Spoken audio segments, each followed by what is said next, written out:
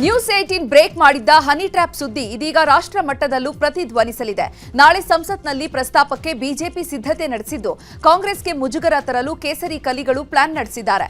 ಇದರ ಬೆನ್ನಲ್ಲೇ ಎಐಸಿಸಿ ಅಧ್ಯಕ್ಷ ಮಲ್ಲಿಕಾರ್ಜುನ ಖರ್ಗೆ ಸಿಎಂ ಭೇಟಿಯಾಗಿದ್ರು. ಬೆಂಗಳೂರಿನ ಸಿಎಂ ನಿವಾಸದಲ್ಲಿ ಪುತ್ರ ಪ್ರಿಯಾಂಕ್ ಖರ್ಗೆ ಜೊತೆ ಭೇಟಿಯಾಗಿ ಸುಮಾರು 20 ನಿಮಿಷಗಳ ಕಾಲ ಚರ್ಚೆಯನ್ನ ನಡೆಸಿದ್ದಾರೆ. ಸಿಎಂ ಭೇಟಿ ಬಳಿಕ ಮಾತನಾಡಿದ ಮಲ್ಲಿಕಾರ್ಜುನ ಖರ್ಗೆ, ಇದು ಕೇವಲ ಸೌಜನ್ಯದ ಭೇಟಿ ಅಷ್ಟೇ ಅಂತ ಹೇಳಿದ್ರು. ನಾನು ಅವರ ಆರೋಗ್ಯವನ್ನ ವಿಚಾರಿಸಕ್ಕೆ ನಿಮ್ಮ ಮನೆಗೆ ಬರ್ತೀನಿ ಅಂತ ಹೇಳಿ ಅವ್ರ ಮನೆಗೆ ಹೋಗಿ ಅವರ ಆರೋಗ್ಯವನ್ನ ವಿಚಾರಿಸಿ ಅವ್ರಿಗೆ ಬರೀ ಸೌಜನ್ಯಕ್ಕಾಗಿ ಹೋಗಿ ಭೇಟಿಯಾಗಿ ಅವರೇ ಬರ್ತೀನಿ ಅಂದಾಗ ಅವ್ರು ಸರಿಯಾಗಿ ಸ್ಟೆಪ್ಸ್ ನಮ್ಮಲ್ಲಿ ಹೇಳಕ್ಕಾಗಲಿಲ್ಲ. ಅದಕ್ಕಾಗಿ ಹೋಗಿ ಭೇಟಿಯಾಗಿ ಬಂದಿದ್ದೆ. ಬಾಕಿದ್ದೆಲ್ಲಾನು ಡೆಲ್ಲಿಯಲ್ಲಿ ಆಗ್ತದೆ, ಇಲ್ಲೇನೂ ಆಗೋದಿಲ್ಲ. ಅವೆಲ್ಲ ಇಲ್ಲೇ ಕೇಳಿ ನನ್ನ ಬಲ್ಲಿ ಡೆಲ್ಲಿದಾಗಿದೆ. ಸಚಿವ ರಾಜಣ್ಣಗೆ ಹನಿ ಟ್ರ್ಯಾಪ್ ಮಾಡಿರುವ ವಿಚಾರದ ಬಗ್ಗೆ ಮಾತನಾಡಿರುವ ಸಚಿವ ಎಂಬಿ ಪಾಟೀಲ್, ಇದು ಹೀನ ಕೆಲಸ, ಯಾರು ಮಾಡಿದ್ದಾರೆ, ಯಾಕೆ ಮಾಡಿದ್ದಾರೆ ಅನ್ನೋದು ತನಿಖೆ ಆಗಲೇಬೇಕು ಅಂತ ಹೇಳಿದ್ರು. ಮತ್ತೊಂದು ಕಡೆ ಸದನದಲ್ಲಿ ರಾಜ್ಯದ ಹಿರಿಯ ಸಚಿವರು ತಮಗಾದ ಅನುಭವ ಹಂಚಿಕೊಂಡಿದ್ದಾರೆ ಅಂತ ಸಚಿವ ಲಕ್ಷ್ಮೀ ಹೆಬ್ಬಾಳ್ಕರ್ ಅಂದ್ರು. ಇತ ಸಂಸದ ಜಗದೀಶ್ ಶೆಟ್ಟರ್, ಪರಿಷತ್ ಸಭಾಪತಿ ಬಸವರಾಜ ಹೊರಟ್ಟಿ ಒಬ್ಬ ಮಂತ್ರಿಯೇ ಹನಿ ಟ್ರ್ಯಾಪ್ ವಿಷಯವನ್ನ ಒಪ್ಪಿಕೊಂಡಿದ್ದು ಸೂಕ್ತ ತನಿಖೆ ಮಾಡಬೇಕು ಅಂತ ಆಗ್ರಹಿಸಿದ್ರು.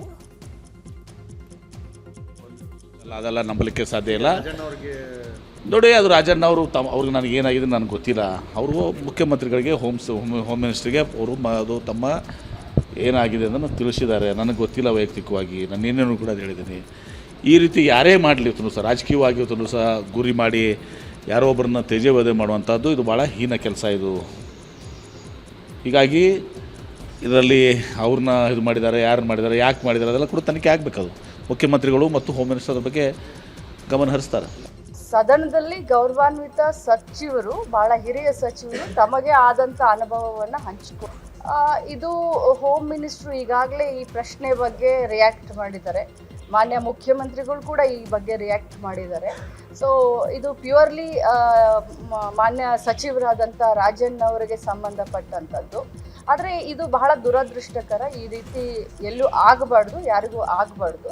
ಸೊ ಹೇಗೆ ಸಚಿವರು ಡಿಸಿಷನ್ ತಗೊಳ್ತಾರೆ, ಯಾವ ರೀತಿ ಮುಖ್ಯಮಂತ್ರಿಗಳು ಮತ್ತು ಹೋಮ್ ಮಿನಿಸ್ಟ್ರು ಇದನ್ನು ಮಾಡ್ತಾರೆ, ಆ ರೀತಿ ಆಗ್ತದೆ.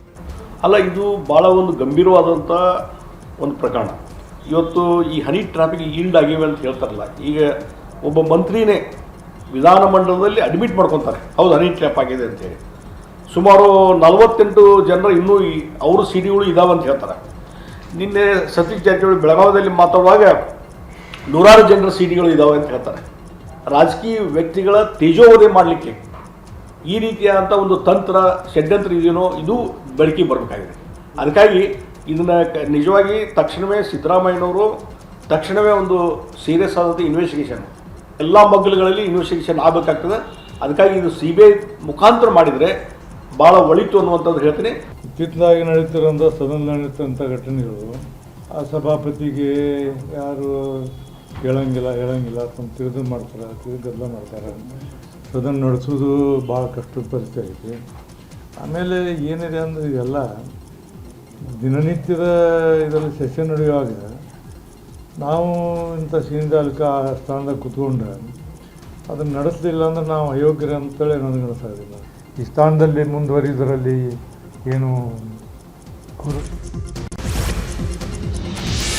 ತಮ್ಮನ್ನ ಸೋಲಿಸೋಕೆ ಪ್ಲಾನ್ ಮಾಡಿದವರಿಗೆ ಡಿಕೆಶಿ ಹನಿ ಟ್ರ್ಯಾಪ್ ಮಾಡಿದ್ದಾರೆಂಬ ಮಾಗಡಿ ಶಾಸಕ ಮಂಜುನಾಥ್ ಆರೋಪಕ್ಕೆ ಸಚಿವ ಚಲುವರಾಯಸ್ವಾಮಿ ಪ್ರತಿಕ್ರಿಯೆ ನೀಡಿದ್ದಾರೆ. ಬಿಜೆಪಿ ಹೈಕಮಾಂಡ್ ರಾಜ್ಯಾಧ್ಯಕ್ಷ ವಿಜಯೇಂದ್ರ ತಮ್ಮ ವೈಫಲ್ಯವನ್ನ ಮುಚ್ಚಿಕೊಳ್ಳಲು ಈ ರೀತಿ ಮಾಡಿದ್ದಾರೆ. ಡಿಕೆ ಸ್ಪೀಡ್ ಅನ್ನ ತಡೆಯೋಕೆ ಆಗ್ತಾ ಇಲ್ಲ ಇವರಿಗೆ ಅಂತ ಹೇಳಿದ್ರು. ಇತ್ತ ಧಾರವಾಡದಲ್ಲಿ ಮಾತನಾಡಿದ ಶಾಸಕ ವಿನಯ್ ಕುಲಕರ್ಣಿ, ಹನಿ ಟ್ರ್ಯಾಪ್ ಮಾಡೋದು ಕೆಳಮಟ್ಟದ ರಾಜಕಾರಣ, ಇದಕ್ಕೆ ಕಾಯ್ದೆ ತಿದ್ದುಪಡಿ ಆಗಬೇಕು ಅಂತ ಹೇಳಿದ್ರು. ಇನ್ನು ಲಕ್ಷ್ಮಣ ಸವದಿ ಮಾತನಾಡಿದ್ದು, ಈಗಾಗಲೇ ರಾಜಣ್ಣ ಅವರು ಗೃಹ ಸಚಿವರಿಗೆ ದೂರು ನೀಡ್ತೀನಿ ಅಂತ ಹೇಳಿದ್ದಾರೆ, ತನಿಖೆ ಆಗ್ಲಿ ಆ ಬಳಿಕ ಮಾತನಾಡ್ತೀನಿ ಅಂತ ಹೇಳಿದ್ರು. ಇನ್ನು ಶಾಸಕ ಮುನಿರತ್ನ ಮಾತನಾಡಿದ್ದು, ರಾಜಣ್ಣ ಹೇಳಿಕೆ ಮೇಲೆ ಸುಮೋಟೋ ಕೇಸ್ ದಾಖಲಿಸಬೇಕು. ರಾಜಣ್ಣ ಅವರ ಮಂಪರು ಪರೀಕ್ಷೆ ಮಾಡಿದ್ರೆ 48 ಜನರು ಯಾರು ಅಂತ ಗೊತ್ತಾಗುತ್ತೆ. ಹನಿ ಟ್ರ್ಯಾಪ್ಗೆ ಡಿಕೆಶಿಯೇ ನೇರ ಹೊಣೆ ಅಂತ ಆರೋಪಿಸಿದ್ರು. ಫಸ್ಟ್ ನಾನು ಕೇಳಿದಂಥದ್ದು, ಹನಿ ಟ್ರ್ಯಾಪ್ ಮಾಡಿರುವಂಥದ್ದು, ನನ್ನ ಮೇಲೆ ಅತ್ಯಾಚಾರ ಪ್ರಕರಣ ದಾಖಲಿಸಿರೋದು, CBI ಕೊಡಿ ಅಂತ ನಾನೇ ಕೇಳಿದ್ದೆ. ವಿಧಾನಸೌಧದ ಸಭೆಯಲ್ಲಿ ಕೇಳಿರುವಂಥದ್ದು ಇದು. ಇವತ್ತೆಲ್ಲ ಹೊರಗಡೆ ಮಾಧ್ಯಮಗಳ ಮುಖಾಂತರ ನಾನು ಹೇಳಿಲ್ಲ, ಮುಖ್ಯಮಂತ್ರಿಗಳಿಗೆ ನೇರವಾಗಿ ಕೇಳಿದ್ದೀನಿ. ನ್ಯಾಯ ಎತ್ತಿಡಿಬೇಕು ಅನ್ನಂಗಿದ್ರೆ ಇದನ್ನ CBI ತನಿಖೆ ಕೊಡಿ ಅಂತ ನಾನು ಕೇಳಿದ್ದೀನಿ. ಆದರೆ CBI ತನಿಖೆಗೆ ಕೊಡೋಕ್ಕೆ ಇವರು ಸಿದ್ಧವಾಗಿಲ್ಲ. ಯಾಕೆಂದರೆ CBI ತನಿಖೆ ಕೊಟ್ಟರೆ ಇವರ ಸರ್ಕಾರ ಇರೋದಕ್ಕೆ ಸಾಧ್ಯನೇ ಇಲ್ಲ. ಯಾಕೆಂದರೆ ರಾಜಣ್ಣ ಅವರು ಏನು ಹೇಳಿದ್ದಾರೆ, 48 ಜನ ಜಡ್ಜ್ಗಳಿದ್ದಾರೆ ಮತ್ತು ರಾಜಕಾರಣಿಗಳಿದ್ದಾರೆ. ರಾಜಣ್ಣ ಅವ್ರನ್ನ ಕರ್ಕೊಂಡೋಗಿ ಫಸ್ಟು ಸುಮೋಟೋ ಕೇಸ್ ಬುಕ್ ಮಾಡಿಕೊಂಡು ಮಂಪರ್ ಪರೀಕ್ಷೆಗೆ ಹಾಕಿ ಆ 48 ಜನ ಯಾರು ಅನ್ನೋದು ಅವರಿಂದ ಬಾಯಿ ಬಿಡಿಸ್ಬೇಕು. ಇದು ವಿಧಾನಸಭೆ ಒಳಗಡೆ ಕೊಟ್ಟಿರುವಂಥ ಹೇಳಿಕೆ. ಇದನ್ನು ಸುಮೋಟೋ ಬುಕ್ ಮಾಡಬೇಕು. 48 ಜನ ಏನು ಹುಡುಗಾಟ ಅಲ್ಲ. ಇದನ್ನು ಹಿಂಗೆ ನಾವು ಮುಚ್ಚಿಟ್ರೆ ಇನ್ನೂ ನಾಳೆ ಏನೇನು ಬೇಕಾದ್ರೂ ಆಗ್ಬೋದು. ಇದನ್ನು ಮುಚ್ಚಿಡೋಂಥ ವಿಷಯ ಅಲ್ಲ, ಎಲ್ಲ ಹೊರಗಡೆ ಬರಬೇಕು. ಒಂದಂತೂ ಖಂಡಿತ, ಯಾರದೋ ಮಾತು ಕೇಳಿ ಸ್ಪೀಕರ್ ಬಿಜೆಪಿ ಶಾಸಕರನ್ನ ಅಮಾನತು ಮಾಡಿದ್ದಾರೆ ಅಂತ ಸಂಸದ ಜಗದೀಶ್ ಶೆಟ್ಟರ್ ಹೇಳಿದ್ರು. ಸದನದಲ್ಲಿ ಶಿಸ್ತನ್ನ ಕಾಪಾಡಿಕೊಳ್ಬೇಕು. ಅಶಿಸ್ತು ಪ್ರದರ್ಶಿಸಿದಾಗ ಕ್ರಮ ಕೈಗೊಳ್ಳುವ ಅಧಿಕಾರ ಸ್ಪೀಕರ್ಗೆ ಇದೆ. ಸರ್ಕಾರ ಭಂಡತನ ತೋರಿದಾಗ ಬಿಜೆಪಿ ಶಾಸಕರು ಪ್ರತಿಭಟನೆ ಮಾಡಿದ್ದಾರೆ. ಸ್ಪೀಕರ್ ತಮ್ಮ ಕಚೇರಿಗೆ ಕರೆಸಿ ಬುದ್ಧಿ ಹೇಳಿ ಎಚ್ಚರಿಕೆಯನ್ನು ಕೊಡಬಹುದಿತ್ತು. ಸ್ಪೀಕರ್ ಈ ರೀತಿ ಅಮಾನತು ಮಾಡಿರೋದು ಸರಿಯಲ್ಲ. ಸಿದ್ದರಾಮಯ್ಯ ಸದನದ ಬಾಗಿಲನ್ನೇ ಒದ್ದಿದ್ರು. ದೊಡ್ಡ ರೀತಿಯ ಗೂಂಡಾಗಿರಿಯನ್ನ ಮಾಡಿದ್ರು. ಆಗ ಅವರನ್ನ ಅಮಾನತು ಮಾಡಲಾಗಿತ್ತಾ ಹೀಗಂತ ಶೆಟ್ಟರ್ ಪ್ರಶ್ನೆಯನ್ನ ಮಾಡಿದ್ರು.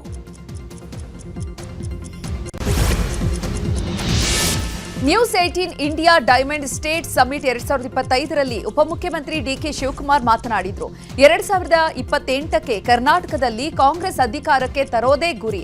2029ಕ್ಕೆ ದೇಶಕ್ಕೆ ಕಾಂಗ್ರೆಸ್ ಪ್ರಧಾನಿಯನ್ನ ಮಾಡೋದೇ ನನ್ನ ಗುರಿ ಅಂತ ಉಪಮುಖ್ಯಮಂತ್ರಿ ಡಿಕೆ ಶಿವಕುಮಾರ್ ಹೇಳಿದ್ದಾರೆ. Been pleasure talking to you, sir. Just one question again as we wind up. Next time we meet, we see you as Chief Minister?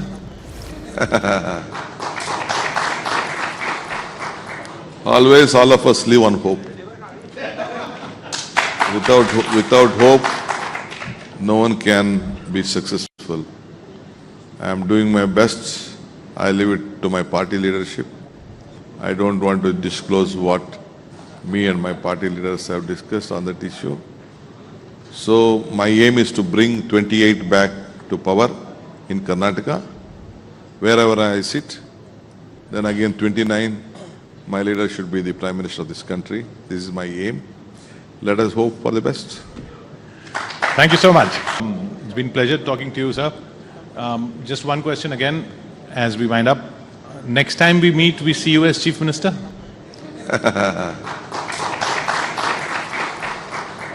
Always all of us live on hope. Without hope, no one can be successful. I am doing my best. I leave it to my party leadership. I don't want to disclose what me and my party leaders have discussed on that issue. So my aim is to bring 28 back to power in Karnataka, wherever I sit. Then again 29, my leader should be the Prime Minister of this country. This is my aim. Let us hope for the best. ಈಗ ರಾಜಕೀಯ ವಲಯದಲ್ಲಿ ಏನೆಲ್ಲ ಆಗ್ತಿದೆ ಅನ್ನೋದನ್ನ ನೋಡ್ತಾ ಹೋಗೋಣ. ಮೈಸೂರಿನ T ನರಸೀಪುರಕ್ಕೆ ಭೇಟಿ ನೀಡಿದ ಸಚಿವ ಎಚ್.ಡಿ. ಮಹದೇವಪ್ಪಗೆ ಒಳ ಮೀಸಲಾತಿ ಬಿಸಿ ತಟ್ಟಿದೆ. ಇನ್ನು ವ್ಯಾಸರಾಜಪುರ ಗ್ರಾಮದಲ್ಲಿ ಸಚಿವ ಮಹದೇವಪ್ಪಗೆ ಯುವಕನೋರ್ವ ತರಾಟೆಗೆ ತೆಗೆದುಕೊಂಡಿದ್ದಾನೆ. ಯುವಕನ ಪ್ರಶ್ನೆಗೆ ಉತ್ತರಿಸಲಾಗದೆ ಮುಜುಗರಕ್ಕೆ ಈಡಾದ ಸಚಿವರು ಸಮಾಧಾನ ಮಾಡುವ ಕೆಲಸವನ್ನ ಮಾಡಿದ್ರು. ಈ ವೇಳೆ ಕೆಲ ಕಾಲ ಕೈ ಕಾರ್ಯಕರ್ತರು ಯುವಕನ ಜೊತೆ ಮಾತಿನ ಚಕಮಕಿಯೇ ನಡೆಯಿತು.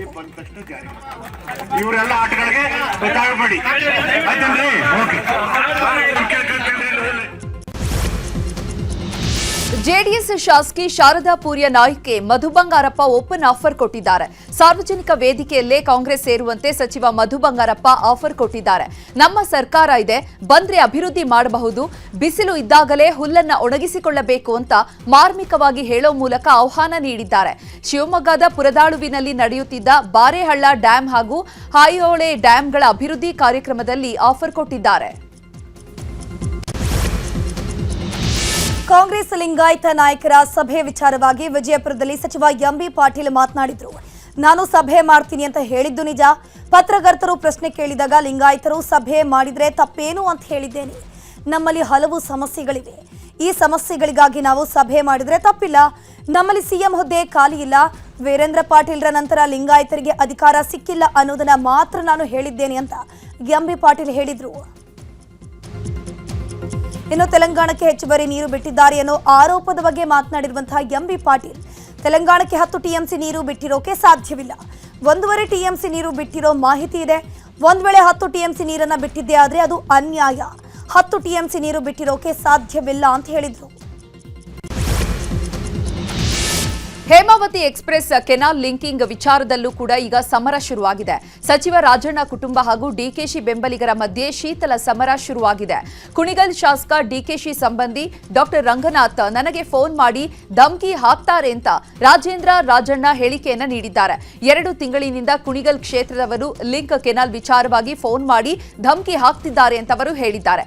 ಈ ಹಿಂದೆ ಸದನದಲ್ಲಿ ಮಾತನಾಡಿದ ಕುಣಿಗಲ್ ಶಾಸಕ ರಂಗನಾಥ್ ನಮಗೆ ಸಹಕಾರ ಸಚಿವರು ಸಹಕಾರವನ್ನ ನೀಡ್ತಾ ಇಲ್ಲ ಅನ್ನೋ ಹೇಳಿಕೆಯನ್ನ ಕೊಟ್ಟಿದ್ರು. ಸದ್ಯ ಈಗ ರಾಜಣ್ಣ ರಂಗನಾಥ್ಗೆ ಟಾಂಗ್ ಕೊಟ್ಟಿದ್ದಾರೆ. ಇತ್ತೀಚಿನ ದಿನಗಳಲ್ಲಿ ಸದನದ ನಡೆಸುವುದೇ ಕಷ್ಟವಾಗಿದೆ ಅಂತ ಪರಿಷತ್ನ ಸಭಾಪತಿ ಬಸವರಾಜ ಹೊರಟ್ಟಿಯವರು ಹೇಳಿದ್ದಾರೆ. ಅಧಿವೇಶನ ಸರಿಯಾಗಿ ನಡೆಸಲಿಲ್ಲ ಅನ್ನೋದಾದ್ರೆ ನಾವು ಅಯೋಗ್ಯರು ಅನಿಸ್ತಿದೆ. ಇನ್ನು ಮುಖ್ಯವಾದ ಬಿಲ್ಗಳನ್ನ ಸದಸ್ಯರ ಗದ್ದಲದಲ್ಲಿಯೇ ಕಳಿಸಲಾಗ್ತಿದೆ. ಸದನದಲ್ಲಿ ನನಗೆ 45 ವರ್ಷದ ಅನುಭವ ಇದೆ. ಮನೆ 17 ನಿಮಿಷ ಸುಮ್ಮನೆ ಕುಳಿತಿದೆ. ನನಗೆ ತುಂಬಾನೇ ನೋವಾಯಿತು ಅಂತ ಭಾವಕ ಮಾತುಗಳನ್ನಾಡಿದ್ರು.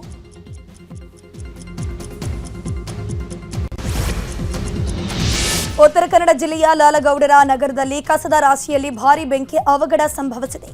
ನಗರದ ಸುತ್ತ ಬೆಂಕಿ ಆವರಿಸಿದ ಪರಿಣಾಮ ದಟ್ಟ ಹೊಗೆಯೇ ಮೂಡಿತು.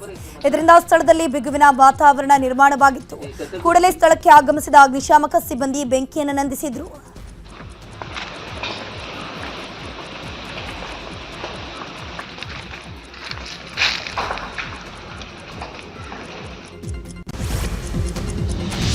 ರಾಜ್ಯದ ಹಲವೆಡೆ ಇಂದು ಮಳೆ ಆರ್ಭಟಿಸ್ತಾ ಇದೆ. ಚಿಕ್ಕಮಗಳೂರಿನ ಮುಳ್ಳಯ್ಯನಗಿರಿ, ಸೀತಾಳಯ್ಯನಗಿರಿ ಭಾಗದಲ್ಲಿ ಗುಡುಗು ಮಿಂಚು ಸಹಿತ ಬಿರುಗಾಳಿಯೊಂದಿಗೆ ಮಳೆ ಜೋರಾಗಿದೆ.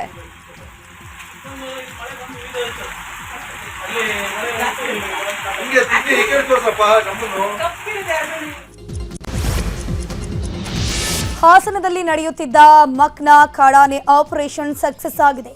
ಮಕ್ನಾ ಕಾಡಾನೆ ಹಿಡಿದು ವೈದ್ಯ ಡಾಕ್ಟರ್ ರಮೇಶ್ ಅರವಳಿಕೆ ಚುಚ್ಚುಮದ್ದನ್ನು ನೀಡಿದ್ರು. ಇನ್ನು ಅರವಳಿಕೆ ನೀಡುತ್ತಿದ್ದಂತೆ ಸ್ವಲ್ಪ ದೂರ ಓಡಿ ನಂತರ ಮಕ್ನಾ ಆನೆ ಕುಸಿದು ಬಿದ್ದಿದೆ. ಸದ್ಯ ಜಾನುವಾರು ಮನೆಗಳ ಮೇಲೆ ದಾಳಿ ಮಾಡುತ್ತಿದ್ದ ಮಕ್ನಾ ಆನೆಯನ್ನ ಸೆರೆ ಹಿಡಿಯುವಲ್ಲಿ ಅರಣ್ಯ ಇಲಾಖೆ ಯಶಸ್ವಿಯಾಗಿದ್ದು ರೇಡಿಯೋ ಕಾಲರ್ ಅಳವಡಿಸಿ ಅರಣ್ಯ ಇಲಾಖೆ ಸ್ಥಳಾಂತರವನ್ನು ಮಾಡಲಿದೆ.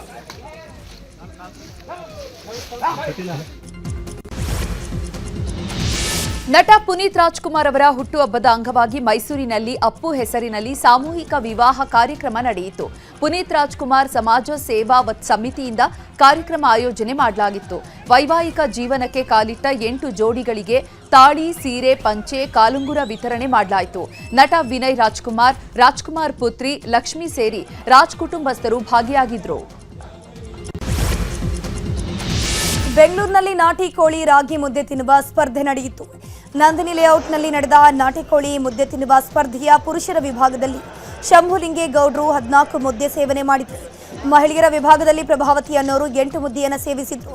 ಇನ್ನು ವಿಜೇತರಾದ ಶಂಭುಲಿಂಗೇಗೌಡರಿಗೆ 25 ಕೆಜಿ ಹೋತ, ಪ್ರಭಾವತಿಗೆ 15 ಕೆಜಿ ಕುರಿಯನ್ನ ಗಿಫ್ಟ್ ನೀಡಲಾಯಿತು.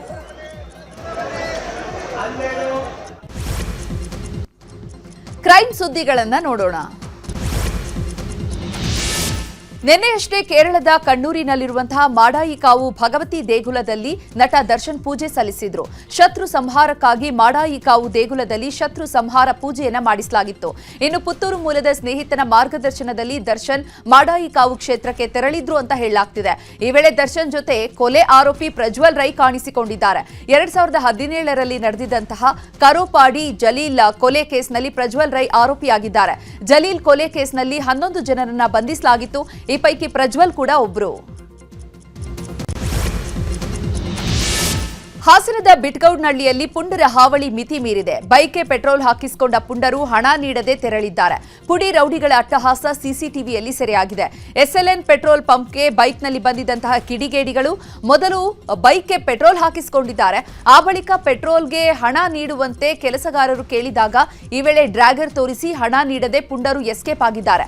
ಹಾಸನ ಬಡಾವಣೆ ಪೊಲೀಸ್ ಠಾಣಾ ವ್ಯಾಪ್ತಿಯಲ್ಲಿ ಈ ಘಟನೆ ನಡೆದಿದೆ. ಚಿತ್ರದುರ್ಗದಲ್ಲಿ ಪೊಲೀಸರ ಭರ್ಜರಿ ಕಾರ್ಯಾಚರಣೆ ಮಾಡಲಾಗಿದೆ. ಜಿಲ್ಲೆಯಲ್ಲಿ ನಿಧಿ ಪತ್ತೆ ಮಾಡ್ತಿದ್ದ 9 ಜನರನ್ನ ಅರೆಸ್ಟ್ ಮಾಡಲಾಗಿದೆ.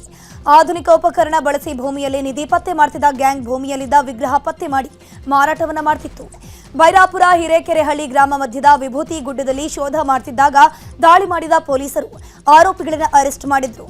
ತಮಿಳುನಾಡು, ಆಂಧ್ರ, ತೆಲಂಗಾಣದಲ್ಲಿ ದಂಧೆ ನಡೆಸಲಾಗ್ತಿತ್ತು. ಸದ್ಯ 9 ಜನರನ್ನ ಅರೆಸ್ಟ್ ಮಾಡಲಾಗಿದೆ. ಬಂಧಿತರನ್ನ ತಿಮ್ಮರಾಜು, ರಂಜಾಂಜನಿ, ಸಣ್ಣಪ್ಪ, ಮೈಲಾರಪ್ಪ, ವೇಣು, ಕೃಷ್ಣಗಿರಿ, ಮಂಜುನಾಥ್, ಆನಂದ್ ಅಂತ ಗುರುತಿಸಲಾಗಿದೆ. ವಾಹನ ತಪಾಸಣೆ ಮಾಡ್ತಾ ಇದ್ದ ಪೊಲೀಸರಿಗೆ ಕಾರು ಗುದ್ದಿಸಿ ಕೊಲೆಗೆ ಯತ್ನ ಮಾಡಿದ ಆರೋಪಿಯನ್ನ ಪೊಲೀಸರು ಅರೆಸ್ಟ್ ಮಾಡಿದ್ದಾರೆ. ಮಾರ್ಚ್ 3ರಂದು ಈ ಘಟನೆ ನಡೆದಿತ್ತು. ರಾಜಾಜಿನಗರ ವೆಸ್ಟ್ ಆಫ್ ಕಾರ್ಡ್ ರಸ್ತೆಯಲ್ಲಿ ಪೊಲೀಸರು ತಪಾಸಣೆ ಮಾಡ್ತಾ ಇದ್ರು. ಈ ವೇಳೆ ವೇಗವಾಗಿ ಆಗಮಿಸಿದ ಆರೋಪಿ ಮಹದೇವಸ್ವಾಮಿ ಚೆಕಿಂಗ್ ಮಾಡ್ತಾ ಇದ್ದ ಪೊಲೀಸರಿಗೆ ಗುದ್ದಿ ಎಸ್ಕೇಪ್ ಆಗಲು ಯತ್ನಿಸಿದ್ದ. ಈ ಬಗ್ಗೆ ಮಾಗಡಿ ರೋಡ್ ಠಾಣೆಯಲ್ಲಿ ಕೇಸ್ ದಾಖಲಾಗಿತ್ತು. ಸದ್ಯ ಮಹದೇವಸ್ವಾಮಿ ಅಲಿಯಾಸ್ ರಾಮಚಾರಿಯನ್ನ ಬಂಧಿಸಿರುವಂತಹ ಪೊಲೀಸರು ಟಾಟಾ ಅಲ್ಟ್ರೋಸ್ ಕಾರನ್ನ ಸೀಸ್ ಮಾಡಿದ್ದಾರೆ. ದೆಹಲಿ ಹೈಕೋರ್ಟ್ ನ್ಯಾಯಾಧೀಶ ಯಶವಂತ್ ವರ್ಮಾ ಮನೆಯಲ್ಲಿ ಕಂತೆ ನಗದು ಪತ್ತೆಯಾಗಿದೆ. 500 ಮುಖಬೆಲೆಯ ಸುಮಾರು 15 ಕೋಟಿಗೂ ಹೆಚ್ಚು ಹಣ ಪತ್ತೆಯಾಗಿದೆಯಂತೆ. ಜಡ್ಜ್ ಮನೆ ಆವರಣ, ಪಾರ್ಕಿಂಗ್ ಸ್ಥಳದಲ್ಲಿ ಸುಟ್ಟ ನೋಟುಗಳು ಕೂಡ ಪತ್ತೆಯಾಗಿದ್ದು, ತುಂಡು ಮಾಡಿ ಬೆಂಕಿ ಇಟ್ಟು ಸುಟ್ಟಿದ್ಯಾಕೆ ಎಂಬ ಪ್ರಶ್ನೆ ಎದ್ದಿದೆ. ಹೈಕೋರ್ಟ್ ಮುಖ್ಯ ನ್ಯಾಯಮೂರ್ತಿ ದೇವೇಂದ್ರ ಕುಮಾರ್ ಅವರು ಈ ಬಗ್ಗೆ ಸುಪ್ರೀಂ ಕೋರ್ಟ್ಗೆ 25 ಪುಟಗಳ ತನಿಖಾ ವರದಿಯನ್ನ ಸಲ್ಲಿಸಿದ್ದಾರೆ. 2024 ನವೆಂಬರ್ 24ರಂದು ಉತ್ತರ ಪ್ರದೇಶದ ಸಂಭಲ್ನಲ್ಲಿ ನಡೆದಿದ್ದ ಹಿಂಸಾಚಾರ ಪ್ರಕರಣ ಸಂಬಂಧ ಮಸೀದಿ ಅಧ್ಯಕ್ಷ ಅರೆಸ್ಟ್ ಮಾಡಲಾಗಿದೆ. ಶಾಹಿ ಜಮಾ ಮಸೀದಿಯ ಅಧ್ಯಕ್ಷ ಜಾಫರ್ ಅಲಿ ಬಂಧಿತ ಆರೋಪಿ. ಮಧ್ಯಾಹ್ನ ಸದರ್ ಜಾಫರ್ ಅಲಿಯನ್ನ ಅವರ ಸ್ವನಿವಾಸದಿಂದಲೇ ಪೊಲೀಸರು ವಶಕ್ಕೆ ಪಡೆದರು. ಜಾಫರ್ನನ್ನ ಶೀಘ್ರದಲ್ಲೇ ಚೌಂಧರಿ ನ್ಯಾಯಾಲಯಕ್ಕೆ ಹಾಜರುಪಡಿಸಲಾಗುವುದು ಅಂತ ಪೊಲೀಸರು ತಿಳಿಸಿದರು. ಕೇರಳದಲ್ಲಿ ನೂತನ ಬಿಜೆಪಿ ರಾಜ್ಯಾಧ್ಯಕ್ಷರನ್ನ ಆಯ್ಕೆ ಮಾಡಲಾಗಿದೆ. ಸದ್ಯ ರಾಜ್ಯಾಧ್ಯಕ್ಷರಾಗಿರುವಂತಹ ಸುರೇಂದ್ರನ್ ಅವರಿಗೆ ಕೋಕ್ ನೀಡಲಾಗಿದ್ದು, ಕೇಂದ್ರದಲ್ಲಿ ಗುರುತಿಸಿಕೊಂಡಿರುವಂತಹ ನಾಯಕನಿಗೆ ಮಣೆ ಹಾಕಲಾಗಿದೆ. ಕೇರಳದ ನೂತನ ಬಿಜೆಪಿ ರಾಜ್ಯಾಧ್ಯಕ್ಷರಾಗಿ ರಾಜೀವ್ ಚಂದ್ರಶೇಖರ್ ಆಯ್ಕೆಯಾಗಿದ್ದಾರೆ. ಅಧಿಕೃತ ಘೋಷಣೆಯಷ್ಟೇ ಬಾಕಿ ಇದೆ. ಇನ್ನು ನಾಳೆ ಅಧಿಕೃತವಾಗಿ ಹೆಸರು ಹೊರಬೀಳಲಿದೆ. ಇನ್ನು 2024 ಲೋಕಸಭಾ ಚುನಾವಣೆಯಲ್ಲಿ ತಿರುವನಂತಪುರ ಕ್ಷೇತ್ರದಿಂದ ಸ್ಪರ್ಧೆ ಮಾಡಿದಂತಹ ರಾಜೀವ್ ಚಂದ್ರಶೇಖರ್ ಕೆಲವೇ ಮತಗಳ ಅಂತರದಿಂದ ಶಶಿ ತರೂರ್ ವಿರುದ್ಧ ಸೋಲುಂಡಿದ್ರು. ಪ್ರಧಾನಿ ನರೇಂದ್ರ ಮೋದಿ ಏಪ್ರಿಲ್ 5ರಂದು ಶ್ರೀಲಂಕಾಗೆ ಭೇಟಿ ನೀಡಲಿದ್ದಾರೆ. ಈ ಕುರಿತು ಶ್ರೀಲಂಕಾ ಅಧ್ಯಕ್ಷ ಅನುರ ಕುಮಾರ್ ದಿಸಾನಾಯಕೆ ಮಾಹಿತಿಯನ್ನು ಕೊಟ್ಟಿದ್ದಾರೆ. ದೇಶದ ಸ್ಥಿರತೆಯಿಂದಾಗಿ ಮೋದಿ ಶ್ರೀಲಂಕಾಗೆ ಭೇಟಿ ನೀಡುತ್ತಿದ್ದಾರೆ ಅಂತ ದಿಸಾನಾಯಕೆ ಹೇಳಿದ್ದಾರೆ. ವಿದೇಶಕ್ಕೆ ಸಂಬಂಧಪಟ್ಟ ಸುದ್ದಿಯನ್ನ ನೋಡೋಣ. ಅಮೆರಿಕದ ವರ್ಜಿನಿಯಾದಲ್ಲಿ ಅಂಗಡಿಯೊಳಗೆ ದುಷ್ಕರ್ಮಿಯೊಬ್ಬ ಗುಂಡಿನ ದಾಳಿ ನಡೆಸಿದ್ದಾನೆ. ದಾಳಿಯಲ್ಲಿ ಗುಜರಾತ್ ಮೂಲದ ತಂದೆ ಮಗಳು ಸಾವನ್ನಪ್ಪಿದ್ದಾರೆ.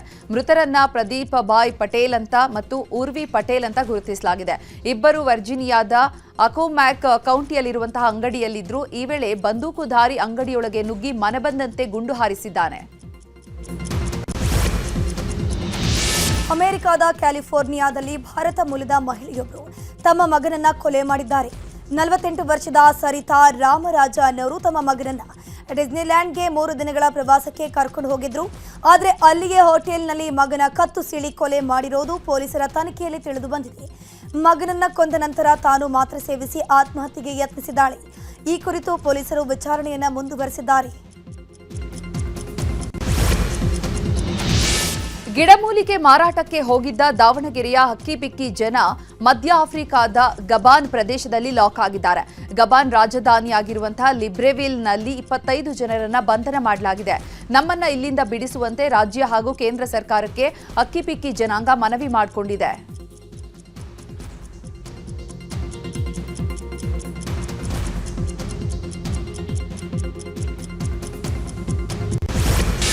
ಇಸ್ರೇಲ್ ಸೇನೆ ಗಾಜಾ ಪಟ್ಟಿ ಮೇಲೆ ನಿನ್ನೆ ರಾತ್ರಿ ಇಡೀ ದಾಳಿಯನ್ನ ನಡೆಸಿದೆ. ಈ ವೇಳೆ ಹಮಾಸ್ ಸಂಘಟನೆಯ ರಾಜಕೀಯ ನಾಯಕ ಸೇರಿದಂತೆ 19 ಮಂದಿ ಮೃತಪಟ್ಟಿರುವುದಾಗಿ ವರದಿಯಾಗಿದೆ. ಘಟನೆಯಲ್ಲಿ ಪ್ಯಾಲೆಸ್ತೈನ್ ಸಂಸತ್ತಿನ ಸದಸ್ಯ ಸಲಾವ್ ಬರ್ದಾವಿಲ್ ಕೂಡ ಮೃತಪಟ್ಟಿದ್ದಾರೆ ಅಂತ ಹಮಾಸ್ ಖಚಿತಪಡಿಸಿದೆ.